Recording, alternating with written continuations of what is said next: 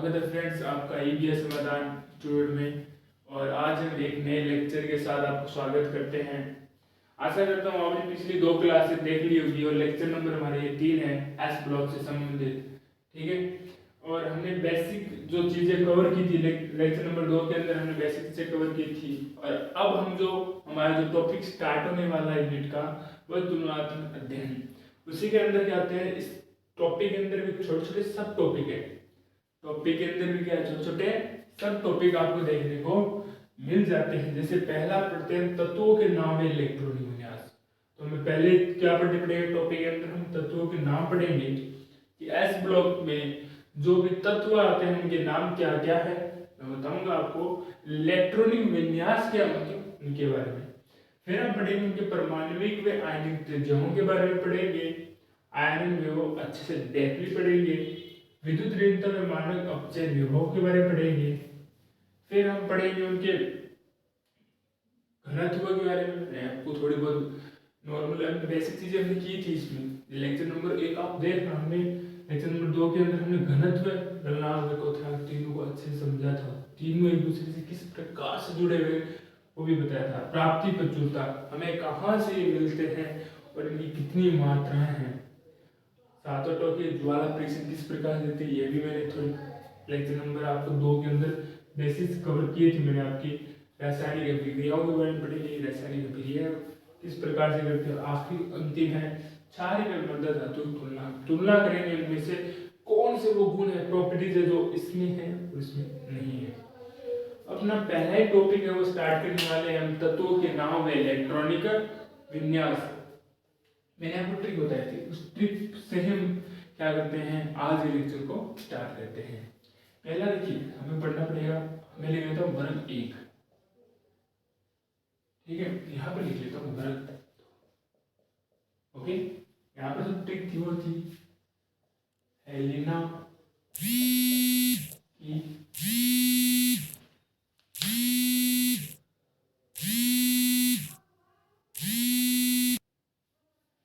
ठीक है, trick Helena की से फरियाद। ठीक है, अब वर्ग 2 के बारे में पढ़ेंगे। उसमें ट्रिक क्या होनी थी, बेटा मांगे कार स्कूटर बाराज। ठीक है, तत्व लिखेंगे इसमें से हेलिना की रब से फरियाद। ठीक है, यहाँ पर लिख लीजिए बेटा मांगे कार स्कूटर बाप राजी। ठीक है, तत्वों के नाम आप लिख लीजिए, मैं बोल रहा हूँ।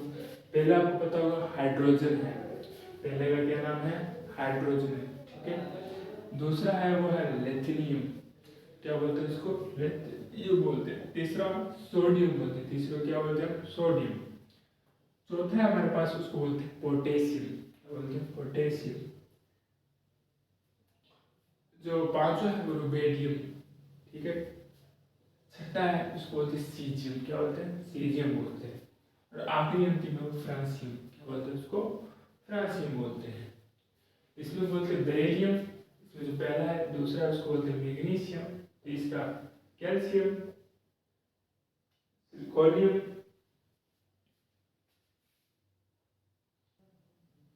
ठीक है, इसको बोलते हैं स्कोरोटियम, क्या बोलते हैं इसको, स्कोरोटियम, बेरियम और रेडियम, क्या बोलते हैं इसको, रेडियनियम।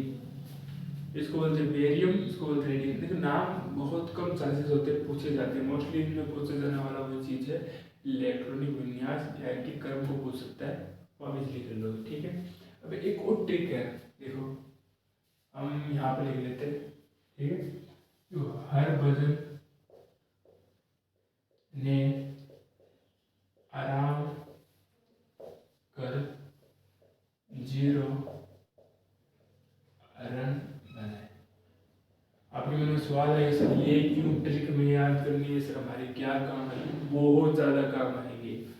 ये इलेक्ट्रॉनिक विन्यास को आपको बहुत छोटे होंगे, मैं बताऊंगा आपको कि इसके बिना भी आप लेटर विन्यास कैसे कर सकते हैं। ठीक है, दोनों चीज़ें बताऊंगा, चिंता मत करो आप।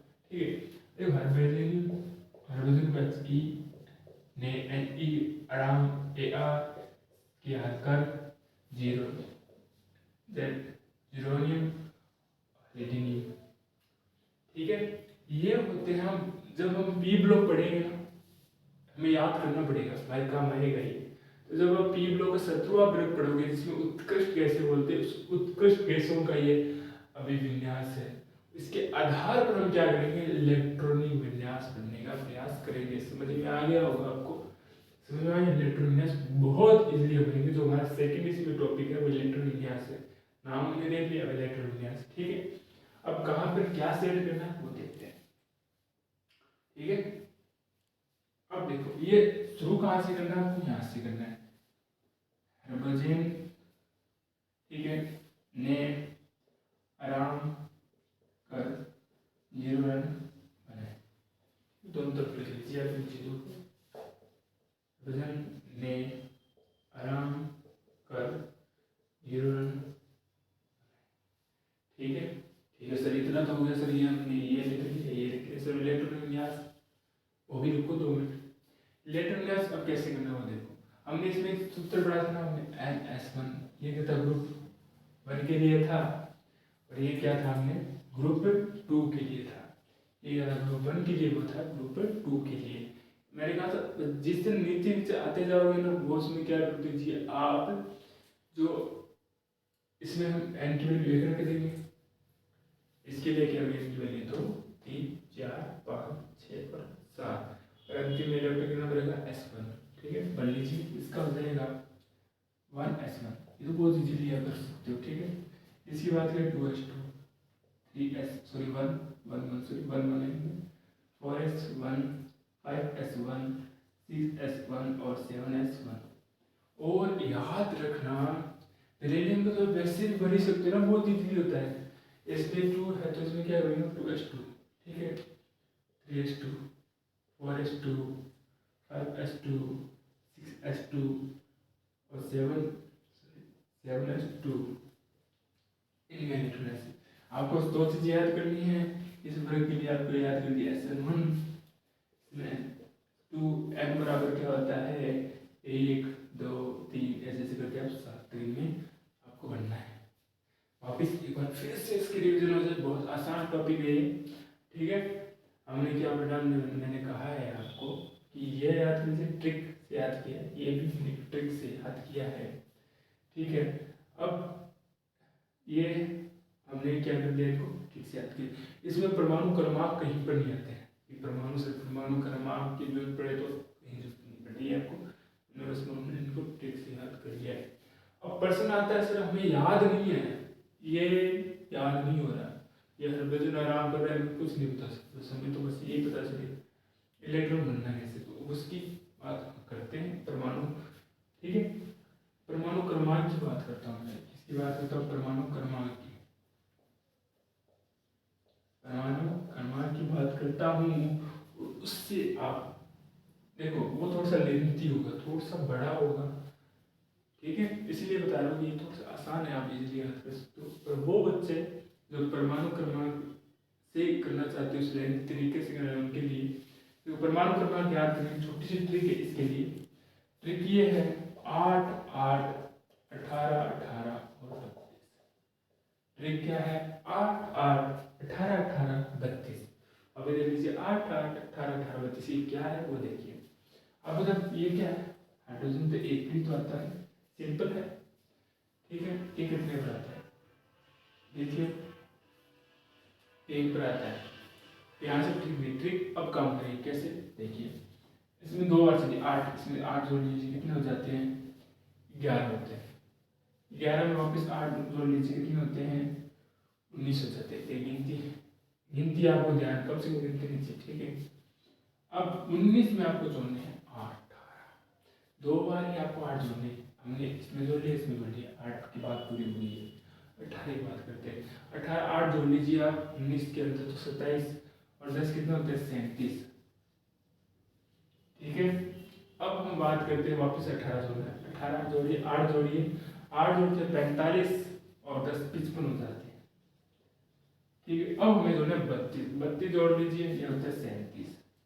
ये हो गया इनकी परमाणु क्रमांक। ट्रिक याद लीजिए 8 8 18 18 32, कुछ नहीं है 2 बार तो 8 8 याद रख लीजिए, फिर वापस 4 बार कर लीजिए 8 और अंतिम 2 हम क्या करते हैं एक ही लगा लेंगे। फिर हमने क्या करना सिर्फ एक ही जोड़ याद रखना 32 32 और 8 को याद रखिए आप इजीली याद बना सकते हो। फिर यहाँ से शुरू करते पहले में आपको पता होगा 4 क्या आता है।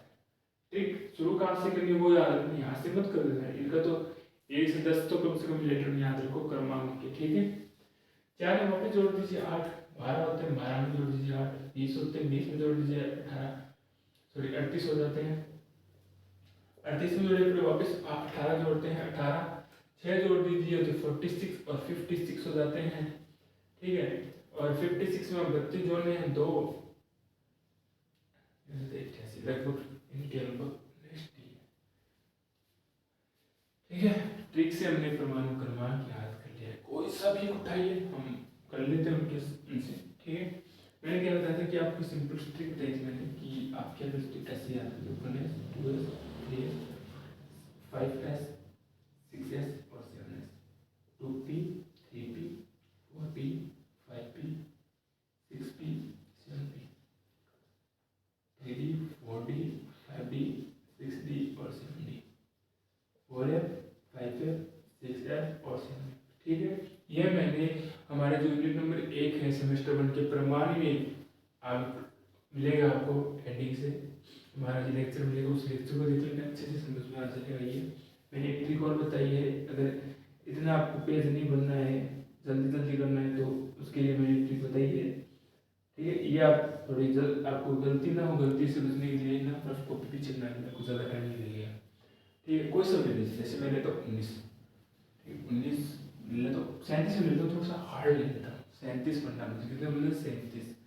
ठीक है, अब एक शुरुआत जैसे होती है 1s 2s 2p 3s खत्म हो जाता है, यहाँ पर फिर 3p और 4s खत्म हो जाता है, 3d और 4p और 5s मैं बनाता जा रहा हूँ ऐसे। ठीक है, और ये क्या हो गया 3d 5s। ठीक है, 4d मैं यहाँ पे 4d। ठीक है, यहाँ पे रख लीजिएगा। अब मुझे क्या इलेक्ट्रॉन बनना है, ऐसे में कितने बचते रहते हैं 2 2। ठीक है, पी में कितने बचे 6, ये हो गया तो 10 10 और 2 12 12 और 6 18 18 और 2 20 20 और 10 30 30 और 6 37 37 और 1 37 36 और 1 37। तो ये हमने इलेक्ट्रॉन यहाँ से कर लिया है किसके लिए, प्रोबेबिलिटी के लिए जो 37 नंबर पर आता है। इस तरह से भी आप इलेक्ट्रॉन यहाँ से बच सकते हो। अगर आपको ये याद नहीं करनी है, अगर आप ये याद कर रहे हो तो 2 चीज़ें इसके साथ में याद करनी है, एक ट्रिक याद कर लीजिए और सामान्य इलेक्ट्रॉन विन्यास जिसका NS1 होता है उसका NS2 होता है। ठीक है, इसको नोट डाउन कीजिए और फिर हम चलते हैं अपने अगली टॉपिक पर, परमाणु में आयनिक त्रिज्या क्या होती है। ठीक है, आशा करता हूँ आपने उतार लिया होगा, आपको अच्छे से समझ में आ गया होगा।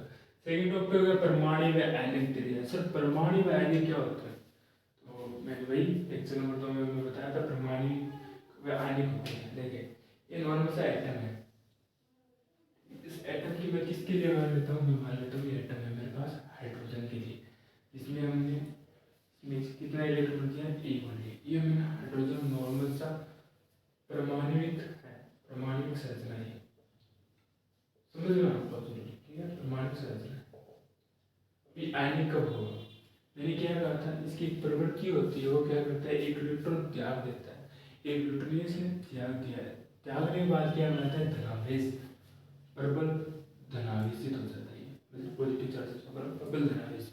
ये ढूंढेगा किसको, ऋणावेश को ढूंढेगा, किसको ढूंढेगा ऋणावेश, प्रबल ऋणावेश को ढूंढेगा और प्रबल ऋणावेश और प्रबल धनावेश मिलकर बनाएंगे एक प्रबल आयनिक, प्रबल आयन या प्रबल आयनिक। समझ में आ गया, ये परमाणु है जिसमें अब हम आयनों की बात कर लेते तो ये परमाणु जो नेक्स्ट बचा था इलेक्ट्रॉन निकल गया होता है, इलेक्ट्रॉन नहीं है तो क्या होगा प्रोटॉन होगा, क्या होगा या तो इलेक्ट्रॉन हो सकता है या क्या हो सकता है प्रोटॉन। तो इलेक्ट्रॉन तो निकल गया है, बचा क्या इसके अंदर? प्रोटॉन। इसी हम प्रबल आयनिक की बात करेंगे तो आयनिक में एक समझ में आपको आ गया, अंडरस्टूड हो गया होगा कि इसके अंदर एक इलेक्ट्रॉन की कमी है, परंतु बढ़ क्या रहा है इसके अंदर? प्रोटॉन। अब त्रिज्याओं की बात करते हैं। सर त्रिज्या क्या होती है? अब देखिए त्रिज्या, त्रिज्या नॉर्मल सी, ये देखिए ये कोई वर्त, ये कोई वर्त है, इस वर्त की बात करते हैं। ये पूरा क्या होता है? व्यास होता है, और मैं इस व्यास की जो आधी होती है उसकी क्या होती है? त्रिज्या। ठीक है, दूरी होती है केंद्र से लेकर जो अंतिम जो इसका क्षेत्र है उसके मध्य की दूरी की बात करते हैं, तो यही त्रिज्याओं की बात करी है। कोस बढ़ते जाते हैं, फिर वो अंतिम कोस की आप एक दिमाग में संरचना बनाइए, और उससे नाभिक की जो दूरी होती है उसको हम क्या बोलते थे? त्रिज्या होती है। वो परमाणु के लिए बात करते तो परमाणु त्रिज्या होगी, आयन के लिए बात कर रही है आयनिक त्रिज्याएं हो गई। बस ये थोड़ी सी बेसिक थी, कहीं पर भी नहीं लिखी, समझाया आपको परमाणु क्या होते हैं, आयनिक क्या होते हैं, त्रिज्याएं क्या होती है। अब चलते हैं तुलना की, बस तुलनात्मक देना, तुलना करनी किसकी? परमाणु व आयनिक त्रिज्याओं की। ठीक है, अब देखिए परमाणु में आयनिक तुलना करूँ तो परमाणु है ना, एक बात बताइए, जब इसके अंदर एक इलेक्ट्रॉन ही नहीं है, एक ऐसा बात याद रखना, जहां पर एक इलेक्ट्रॉन होगा वही कोस आएगा। क्या आएगा? कोस आएगा। जैसे ये है नॉर्मल सा, मेरे को तत्व मान लिया इस प्रकार से, ठीक है, इसमें बस एक ही इलेक्ट्रॉन है, ठीक है, एक इलेक्ट्रॉन मेरे पास है, इसीलिए तो कोस आया है ना ये। तो एस लोग क्या करता है, ये कोस, ये इलेक्ट्रॉन निकल गया है। अब हमेशा याद रखना, कभी भी खाली कोस नहीं होगा, तब तक उसके पास न्यूनतम एक इलेक्ट्रॉन नहीं है तो कोस नहीं होगा। ठीक है, अब बात कर लेते हैं ये, देखिए अब है ही नहीं, मुझे चाहिए नहीं, मत बनाओ ना उसको, कोस कम हो गया है। आप देखिए ये था मेरे पास परमाणु और ये था मेरे पास आयन, बस आपकी तुलना में लीजिए कि तुलनात्मक अध्ययन में क्या होगा। आकार देखिए इस परमाणु का, बड़ा है छोटा है? बड़ा है, इसका देखिए आकार छोटा है। तो परमाणु त्रिज्याओं में क्या होगा, जो आकार हो जाएगा किसकी तुलना में? आयन का आकार छोटा होगा परमाणु की तुलना में। पहला कारण ये हो गया कि इसमें कोस हट गया सर, कोस हट गया। दूसरा मैंने कहा है आपको, जो इलेक्ट्रॉन है, इलेक्ट्रॉन वो भी हट गए हैं। इलेक्ट्रॉन जब हटेगा तभी तो कोस हटेगा। तो कारण, पहला कारण लीजिए सर, इलेक्ट्रॉन हट गया है, इलेक्ट्रॉन हटने से प्रोटॉन आ गया सर उसमें, फिर क्या होगा उसके अंदर, जो उसमें जो कोस था वो हट गया है, उसके दो कारण हो जाते हैं जिससे जो आयन की आयनिक त्रिज्या है वो कम हो रही है किसी तुलना में परमाणु की त्रिज्या से। हमें पढ़ा है, और कुछ थोड़ा सा और पढ़ेंगे इसको, थोड़ा सा और डीपली देख सकते हैं। प्रोटॉन बड़ा, ठीक है, प्रोटॉन बड़ा। एक आता है इसमें, मैंने आपको नाभिकीय आकर्षण बल, ये हमने पढ़ा था कब? सेमेस्टर 1 यूनिट फर्स्ट की लास्ट टॉपिक प्रभावी नाभिकीय आवेश में पढ़ा था। नाभिकीय बल आकर्षण बल की बताता हूँ। जो नाभिक इलेक्ट्रॉन ये जो कोस की तरफ क्या लगाते हैं, अपना आकर्षण लगाते हैं ना बाह्यतम कक्षों की, और उसे बोलते हैं नाभिकीय आकर्षण बल। इसके मैंने कहा था एक उत्पन्न होता है अभिकेंद्रीय बल, जिसको क्या करता है? संतुलित करता है। अब देखिए, अब इसके पास इलेक्ट्रॉन तो है नहीं, कोस देखिए आकर्षण बल कैसे कम होगा ना, इसके मध्य अगर मैं कोशों की संख्या बढ़ाता जाऊँ ना, लगातार क्या बढ़ाता जा रहा हूँ, तो आकर्षण बल तो कम हो जाएगा, रहते तो अधिक आ जाएंगे। चुंबक लेते, सबसे हार्ड चुंबक लेते हैं, उसके बदले आप प्रयोग कर लीजिए, गत्ता लगाए जा रहे हैं, इसके लिए गत्ता, एक कागज है, बोल्ट है, गत्ता लगा रहे धीरे, अब देखो उसमें आकर्षण बल कम होगा। अचानक से गत्तों को हटा दीजिए, सारे गत्तों को हटाओगे तो अचानक से पास में आ जाएंगे वो, जो जब गत्ते धीरे धीरे हटाओगे आकर्षण बल की वैल्यू उसमें बढ़ती जाएगी। उसी प्रकार से अगर इसमें कोस कम होते जा रहे हैं तो कोस तो कम हो गया, तो प्रभाव सोचने की बात है, जो प्रभावी नाभिकीय आवेश है, नाभिकीय आकर्षण बल है, उसकी वैल्यू बढ़ जाएगी। लगाएंगे उसको अपनी ओर खींचेंगे तो आकार बढ़ने वाला नहीं है, कम ही होगा। समझ में आ गया? ये क्या तो सिकुड़ जाएंगे, सिकुड़े जाते हैं। समझ में आ गया कि इसमें कोस हटा, कोस हटा तो नाभिक ने क्या किया, जो कोस लगाया, आकर्षण बल लगाया, जिससे इसका आकार क्या होता है? सिकुड़ जाता है, आकार छोटे हो जाते हैं। ठीक है, अब देखिए दो चीजें होती है, एक तो ब्रज में हम तो ऊपर से नीचे जाते हैं, ठीक है, एक से आवर्त में धारे से बनाए जाते हैं। ठीक है, इसमें सिर्फ हमारे पास दो ही आवर्त है, तो आवर्त को मत देखिए, सिर्फ वर्ग को देखेंगे, वर्ग के हिसाब से तुलना करेंगे, डी ब्लॉक में तुलना करेंगे, पी ब्लॉक में करेंगे, आवर्त और वर्ग की अलग अलग तुलनाएं। अब देखिए जैसे जैसे ऊपर से नीचे आओगे आकार बढ़ता है कम होता जाता है, बढ़ता जाता है, क्या होता है, आकार बढ़ता जाता है, आकार बढ़ रहा है, आकार कम नहीं हो रहा है, आकार बढ़ रहा है। जैसे नीचे जाओगे कोषों की संख्या बढ़ रही है, मतलब आकार बढ़ता जा रहा है, तो आकार बढ़ रहा है। मैंने कहा परमाणु त्रिज्या क्या होती है, समझ में आ गया, जो बाह्य तक कोष, और जो जैसे कोष बढ़ेगा त्रिज्या तो बढ़ती जाएगी ना, जैसे ऊपर से नीचे आओगे आप उसमें क्या त्रिज्या बढ़ती जाएगी, और सिमिलर सी जो आयनिक त्रिज्या उसकी भी वैल्यू ऊपर से नीचे बढ़ती जाएगी। इसमें आपको कुछ नोट करना है, नोट्स बनाना है, नोट्स बनाइए। फिर हम क्या करते हैं, एस ब्लॉक में जो तत्व है उनकी आयनिक त्रिज्याओं का हम क्रम याद करेंगे। अब क्रम बताएंगे कितना किस प्रकार से होता है, क्रम याद करना, उनकी वैल्यूज आपको याद है नहीं कर लिए, नोट डाउन कर लीजिए। ठीक है, अब हम बात करने वाले हैं, अब क्रम की बात कर लेंगे कि हम वापस वेट्रिक हेलिना की रब से फरियाद, ठीक है, इसको हम थोड़े क्या लिख लेते हैं, ऐसे लिख लेते हैं। ठीक है, हेलिना की रब से फरियाद, लीना की रब से फरियाद। ठीक है, एक तो लिख लीजिए, इसके अंदर हम आयनिक त्रिज्या की बात, आयनिक त्रिज्या की बात करेंगे तो एक त्रिज्या, ठीक है, एक आ जाएगी परमाणविक त्रिज्या, परमाणविक त्रिज्या। ठीक है, फिर हम बेटा मांगे कार स्कूटर बाप, ठीक है, इसमें भी हम क्या कर देंगे, आयनिक वे परमाणविक इसकी त्रिज्या की बात करेंगे। ठीक है, जैसे ऊपर से नीचे जाओगे ना, इसकी वैल्यू क्या होगी, बढ़ती जाएगी। यही सिमिलर क्रम दोनों में सिमिलर रहेगा, मतलब समान ही रहेगा। ठीक है, और इसकी भी बात करते जाओगे, इसमें भी क्या होगा, ये वैल्यू इसकी बढ़ती ही जाएगी, बढ़ती ही जाएगी। दो चीजें याद रखना, परमाणु में आयनिक त्रिज्याओं की बात करनी, मैंने पहले भी आपको कह दिया है, परमाणविक जो त्रिज्या है वो होती है ज़्यादा, मैंने आपको समझा दी, होती है कम। अगर मैं बात करूँ परमाणु त्रिज्या की वैल्यू अगर कहीं पर 10 है तो यहाँ पर आयनिक त्रिज्याओं की वैल्यू यहाँ पर 6 होगी। ठीक है, अगर ये कह दे परमाणु प्लस आयनिक त्रिज्याएं किस प्रकार से होगी, तो उसको किस प्रकार से करते हैं वो थोड़ा देख लीजिए। मैं लिथियम को L+ लिख दूंगा, ठीक है, L+ लिख दूंगा। यहाँ पर मैग्नीशियम की बात करें, इसके अंदर मैं 2 इलेक्ट्रॉन निकालूंगा, Mg++ लिख दूंगा। समझ में आ गया होगा आपको। मैं इसको L+ से उसको Lbd+ Cg+ से लिख सकता हूँ, इसको मैं प्लस से लिख सकता हूँ, तब आपको दिखाई दे तो इसको सबसे लास्ट में लिखिए। ठीक है, जैसे कुछ क्रम बताता हूँ, देखिए कहीं दे दिया लिथियम दे दिया है मुझे, ठीक है, और मुझे दे दिया है Cg+ दे दिया है, और मुझे कैल्शियम दे दिया है कहीं मुझे, और N+ दे दिया। पहले लिथियम और कैल्शियम को देख लीजिए, फिर इनको देख लीजिए Cg और इसको, फिर सोडियम सोडियम